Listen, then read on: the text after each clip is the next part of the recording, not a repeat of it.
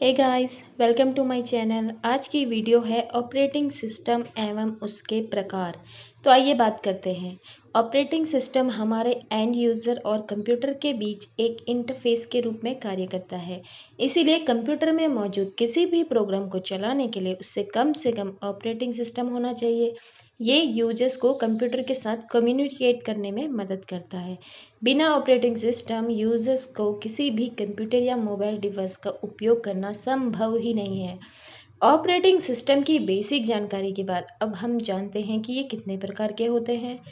तो आइए जानते हैं कि इनके क्या क्या प्रकार होते हैं और किस तरीके के होते हैं। सबसे पहला होता है batch OS, multi programming OS, multitasking, distributed, network, real time, time sharing, multi processing. ठीक है, तो ये अलग अलग तरीके के ऑपरेटिंग सिस्टम मार्केट में अवेलेबल है। अब बात करते हैं बैच ऑपरेटिंग सिस्टम की। अब इनको थोड़ा हम डिटेल में जानते हैं। दूसरी पीढ़ी के कंप्यूटरों में इस्तेमाल होने वाला पहला ऑपरेटिंग सिस्टम था बैच ऑपरेटिंग सिस्टम। इस प्रकार के ऑपरेटिंग सिस्टम में एंड यूजर जो होता था और कंप्यूटर के बीच में कोई डायरेक्ट कनेक्शन नहीं होता था। किसी भी इनपुट डेटा को कंप्यूटर में प्रोसेस करने के लिए उपयोगकर्ता को क्या करना पड़ता था, जॉब की फॉर्म में तैयार करना होता था। जहाँ जॉब का अर्थ है कि प्रोग्राम से लेकर इनपुट डेटा और सारे कंट्रोल इंस्ट्रक्शंस जिन्हें पहले ही लिखकर एक बंडल के रूप में तैयार कर दिया गया हो, और इसके बाद जो यूजर्स होगा वो जॉब को पंच कार्ड की मदद से क्या करेगा, इनपुट करेगा। उस समय इनपुट डिवाइस के रूप में पंच कार्ड सिस्टम का उपयोग किया जाता था। जॉब्स को कंप्यूटर में प्रोसेस कराने के लिए एक ऑपरेटर होता था जो सभी समान के जॉब यानी जिनकी ज़रूरत एक समान हो या एक लैंग्वेज जैसे फोटोन और कोबोल आदि में लिखे हुए होते हैं तो उनको एक बैच में क्या करता, कन्वर्ट कर देता था। ऐसे ही समान रूप वाली दूसरी जॉब का अलग बैच बनाता था। उन बैच को सिस्टम में इनपुट कर देता था। सिस्टम उस बैच में से एक समय में से एक जॉब लेता था और उसे फिर प्रोसेस करने के बाद दूसरे बैच को दूसरी जॉब में प्रोसेस करता था। ऐसे ही बाकी जॉब को प्रोसेस करने के बाद एग्जीक्यूट करता था।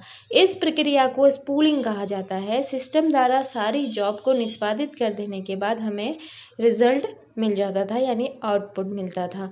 अब इस बैच ऑपरेटिंग सिस्टम के क्या क्या फ़ायदे होते थे। समान जॉब को सिंगल बैच में कर देने से ऑपरेटर के लिए जॉब सेटअप टाइम काफ़ी कम हो जाता था। ऑटोमेटिक जॉब सीक्वेंसिंग टेक्निक के प्रयोग से सीपीयू का आइडियल टाइम जो था वो काफ़ी कम हो गया था और अब एक से ज़्यादा यूज़र बैच को सिस्टम को शेयर कर सकते थे। अब बात थी एडवांटेज की, अब बात है डिसएडवांटेज की, यानी क्या इसके नुकसान थे। एक बार जॉब को हम इनपुट कर देने के बाद यूजर उससे कोई भी इंटरेक्शन नहीं होता था। किसी जॉब की प्रोसेसिंग फेल हो जाने पर बैच की बाकी जॉब को अज्ञात समय तक मतलब बहुत लंबे टाइम तक भी प्रतीक्षा करनी पड़ती थी। जब प्रोसेस को इनपुट आउटपुट या किसी दूसरे इवेंट के लिए इंतज़ार करना होता है तो उतने समय में सीपीयू इडल हो जाता था और जिससे प्रक्रिया निष्पादन में बहुत ज़्यादा टाइम लगता था। ये था बैच टाइम। अब है मल्टी प्रोग्रामिंग सिस्टम। अगर कंप्यूटर की मुख्य मेमोरी में एक से अधिक प्रोसेस या प्रोग्राम को निष्पादित करने के लिए रखा गया है तो उसे मल्टी प्रोग्रामिंग कहा जाएगा। जब भी कोई प्रोसेस कंप्यूटर में रन होती है तो उसे सीपीयू के टाइम इनपुट आउटपुट के टाइम की ज़रूरत होती है, और जब प्रोसेस इनपुट आउटपुट या फिर कोई और इवेंट करता है तो उसमें क्या होता है, सीपीयू की आवश्यकता नहीं तो उतना ही समय सीपीयू इडल बैठने के बजाय एक कॉन्टेक्स्ट स्विच लेता है और मुख्य मेमोरी में पड़ी दूसरी प्रोसेस को चलाने लगता है। ऐसा करने से सीपीयू कभी बेकार नहीं रहता और बाकी प्रोसेस को भी निष्पादित होने के लिए इंतजार नहीं करना पड़ता। अब इस ऑपरेटिंग सिस्टम के क्या एडवांटेज थे। मेमोरी में मौजूद दूसरे प्रोग्राम को प्रोसेसिंग के लिए हमें वेट नहीं कराना पड़ता था, यानी रिस्पॉन्स टाइम हमें कम में होता था। आज के समय की टेक्नोलॉजी के लिए यह बेहद ज़्यादा क्या है, हेल्पफुल है। तो सीपीयू का इसमें ज़्यादा उपयोग होता है मल्टी प्रोग्रामिंग जो होते हैं। ठीक है, अब इसके डिसएडवांटेज देख लेते हैं। फ़ायदे और नुकसान हमें दोनों देखने के बाद ही हमें जज करना है कि हमारे लिए क्या बेस्ट होता है। मेमोरी विखंडन हो जाता था, जैसी दिक्कतें आती हैं इससे। और अधिक प्रोग्राम को प्रोसेस करने से उनकी शेड्यूलिंग जो होती थी वो हार्ड हो जाती थी और मुख्य मेमोरी को मैनेज करना आवश्यक होता था। ठीक है, तो मल्टीटास्किंग की बात करेंगे, ये था मल्टी प्रोग्रामिंग। अब आएगी मल्टीटास्किंग ऑपरेटिंग सिस्टम। मल्टीटास्किंग में एक तरह से मल्टी प्रोग्रामिंग का ही कॉन्सेप्ट है, लेकिन साथ ही इसमें टाइम शेयरिंग भी मौजूद है। मल्टीटास्किंग ऑपरेटिंग सिस्टम में प्रत्येक प्रोसेस को एक फिक्स टाइम पीरियड के लिए क्या निष्पादित किया जाता था। इसके बाद सीपीयू मुख्य मेमोरी में पड़ी दूसरी प्रोसेस को एग्जीक्यूट करने लग जाता है। ऐसे ही वह कुछ निर्धारित समय के बाद सभी प्रोसेस को एग्जीक्यूट करते रहता है। सीपीयू की स्विचिंग इतनी तेज होती थी कि यूज़र मतलब कंफ्यूज हो जाता है। उसे लगता है कि सभी प्रोसेस एक साथ चल रही हैं, परंतु ऐसा होता नहीं था, क्योंकि सीपीयू एक समय में एक ही प्रोसेस चला सकता है।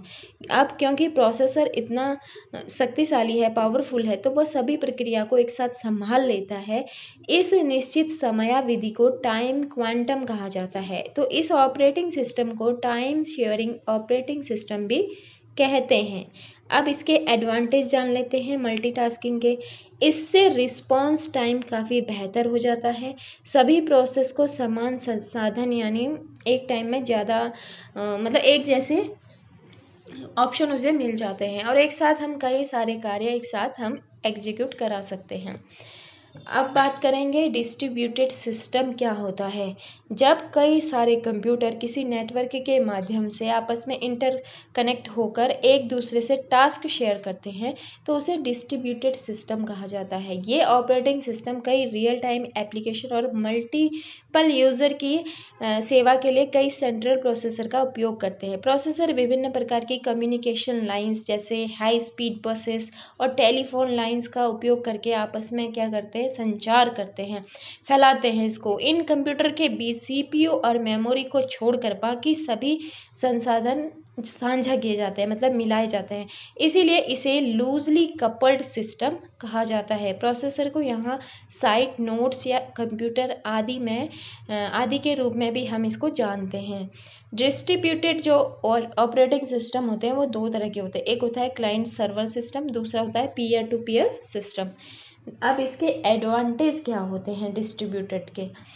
यह अनुमति देता है, मतलब ये क्या देता है कि हम किसी कंप्यूटेशन को समांतर रूप से चलाने के लिए विभिन्न साइटों के बीच कंप्यूटेशन डिस्ट्रीब्यूट कर सकते हैं। ये परमिशन देता है इस चीज़ की कि अलग अलग साइटों के बीच हम कम्युनिकेट कर सकें।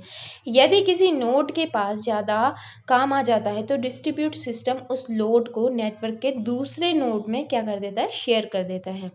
यूज़र आसानी से आपस में संसाधनों को क्या कर सकते हैं, शेयर कर सकते हैं। इस नोड पे नहीं हो रहा तो सेकंड नोड पे हम जाके उसको काम कर सकते हैं। अब डिसएडवांटेज की बात करें कि अगर नेटवर्क फेल हो जाता है तो सभी कंप्यूटरों का कम्युनिकेशन टूट जाता है। ऑपरेटिंग सिस्टम आसानी से उपलब्ध नहीं मिलते हैं और ये काफ़ी महंगे होते हैं। इनके अंडरलाइंग सॉफ्टवेयर इतने जटिल हैं कि उन्हें अभी तक अच्छी तरह से समझा ही नहीं गया है, तो इसीलिए ये ज़्यादा यूज़ नहीं होता है। नेटवर्क ऑपरेटिंग सिस्टम क्या होता है। इन ऑपरेटिंग सिस्टम में एक सर्वर होता है जिससे कई दूसरे क्लाइंट जुड़े रहते हैं। नेटवर्क ऑपरेटिंग सिस्टम एक केंद्रीय सर्वर की बाकी सभी क्लाइंट कंप्यूटर के डेटा, सिक्योरिटी, एप्लीकेशन और नेटवर्किंग फंक्शन को मैनेज करने की क्षमता प्रदान करता है। इन ऑपरेटिंग सिस्टम के माध्यम से किसी छोटे प्राइवेट नेटवर्क को अपने नेटवर्क से जुड़े कंप्यूटर, फाइल, प्रिंटर, सुरक्षा, एप्लीकेशन और बाकी नेटवर्किंग कार्यों की साझा की पहुंच अनुमति मिल जाती है, मतलब हम उसमें पहुंच सकते हैं। इसके अलावा क्लाइंट कंप्यूटर के नेटवर्क से जुड़े दूसरे कंप्यूटरों के अंतर्निहित कॉन्फ़िगरेशन को और विजुअल कनेक्शन आदि के बारे में भी अच्छे से जानते हैं। इसीलिए इसे टाइटली कपल्ड सिस्टम कहते हैं। लूजली था पहले वाला, अब ये है टाइटली, मतलब एक दूसरे से इंटरकनेक्ट हो रहे हैं। नेटवर्क ऑपरेटिंग सिस्टम के एडवांटेज क्या होते हैं कि एक ही सेंट्रल सर्वर से हम बाकी कंप्यूटर को संभाल सकते हैं। हमारा सर्वर अत्यधिक स्थिर हो जाता है। सभी कंप्यूटरों की सिक्योरिटी को केंद्रीय सर्वर के माध्यम से नियंत्रित किया जा सकता है। कंप्यूटरों में नई टेक्नोलॉजी, सॉफ्टवेयर और हार्डवेयर को आसानी से हम अपडेट कर सकते हैं, उसे रिप्लेस कर सकते हैं। इसके डिसएडवांटेज ये होते हैं कि रोजाना रख रखाव और अपडेट की आवश्यकता पड़ती है इन सर्वर को, और जो यूज़र होता है वो केंद्रीय सर्वर पर निर्भर रहना पड़ता है। इनके सर्वर भी काफ़ी एक्सपेंसिव होते हैं, मतलब हम इनको जल्दी से खरीद भी नहीं सकते हैं। 6 नंबर की बात करें तो रियल टाइम्स ऑपरेटिंग सिस्टम क्या होते हैं।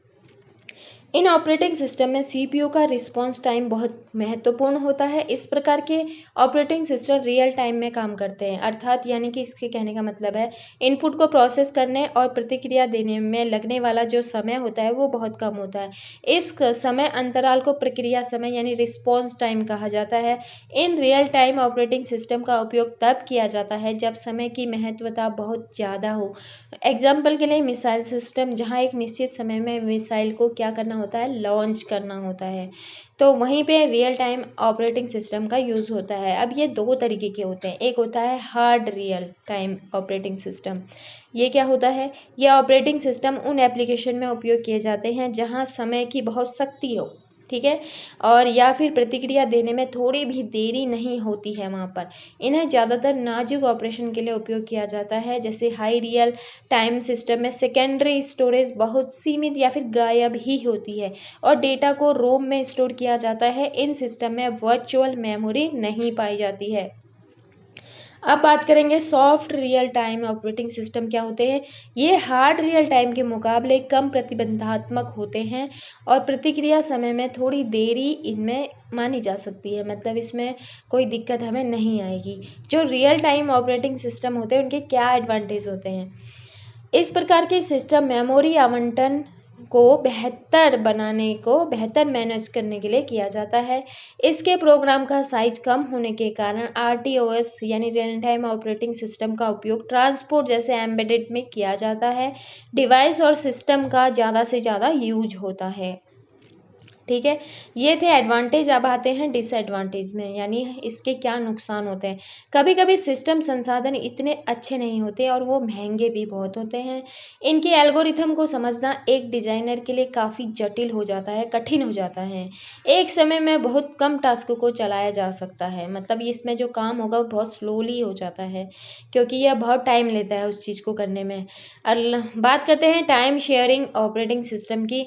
एक टाइम शेयरिंग ऑपरेटिंग सिस्टम जिसमें प्रत्येक प्रोसेस को क्या एग्जीक्यूट करने के लिए एक फिक्स टाइम दिया जाता है। मान लीजिए कि एक सिस्टम में अनेक यूज़र हैं, ठीक है, कनेक्ट हो रखे हैं। अब प्रत्येक यूज़र्स को सीपीयू का इस्तेमाल करने के लिए आपस में टाइम शेयरिंग करेंगे।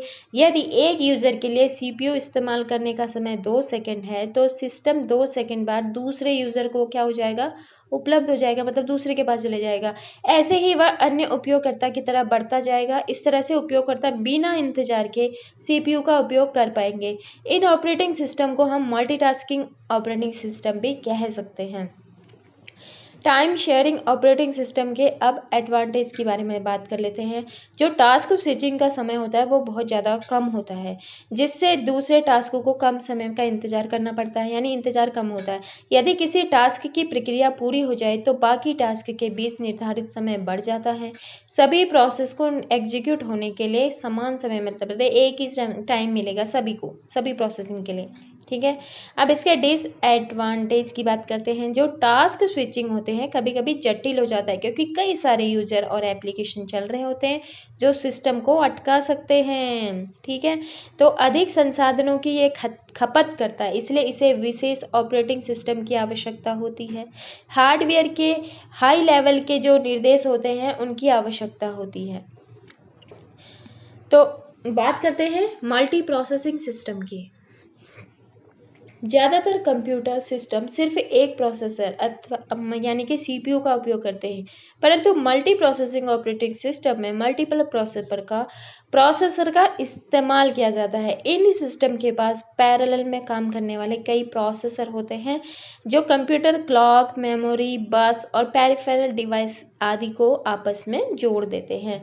कहने का मतलब है कि कंप्यूटर में बाकी हार्डवेयर की संख्या एक ही होती है, बस सीपीयू की संख्या बढ़ा दी जाती है। ऐसा करने से हम कंप्यूटर में एक समय में एक से अधिक प्रोसेस को एग्जीक्यूट कर पाते हैं।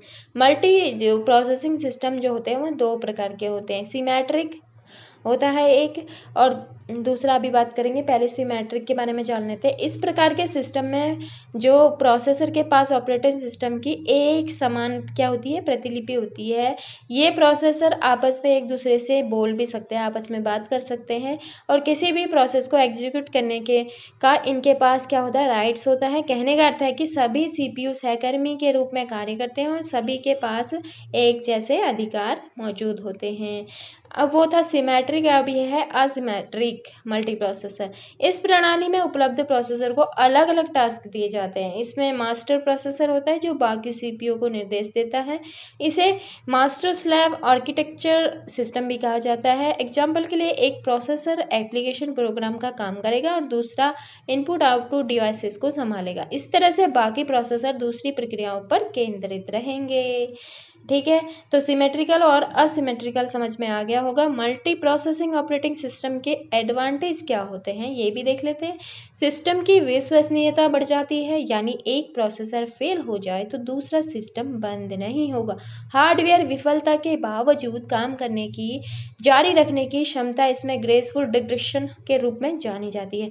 जब कई सीपीयूज मिलकर काम करते हैं तो सिस्टम थ्रोटपुट बढ़ जाता है, यानी कि प्रति यूनिट समय एग्जीक्यूट होने वाली प्रोसेस की संख्या बढ़ जाती है। एक समय में एक से ज़्यादा प्रोसेस को रन करा पाते हैं, इसे पैरेलल प्रोसेसिंग कहते हैं।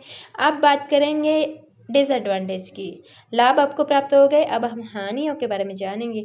कई प्रोसेसर द्वारा कंप्यूटर सिस्टम के संसाधनों जैसे मेमोरी, पेरिफेरल डिवाइसेस आदि जो होती है वो साझा करने के कारण क्या हो जाती है, शेड्यूल को हार्ड बना देती हैं, पेचीदा हो जाता है वो। इनमें खर्च बहुत ज़्यादा आता है, एक्सपेंसिव है ये, क्योंकि माइक्रो प्रोसेसर सिस्टम कई कंप्यूटर सिस्टम के उपयोग करने की तुलना में सस्ता होता है। मल्टी प्रोसेसर सिस्टम में सभी सीपीयू सिस्टम की मेमोरी साझा करते हैं, इसलिए हमें अधिक साइज की मेमोरी की आवश्यकता पड़ती है। तो आपने ऑपरेटिंग सिस्टम बहुत अच्छे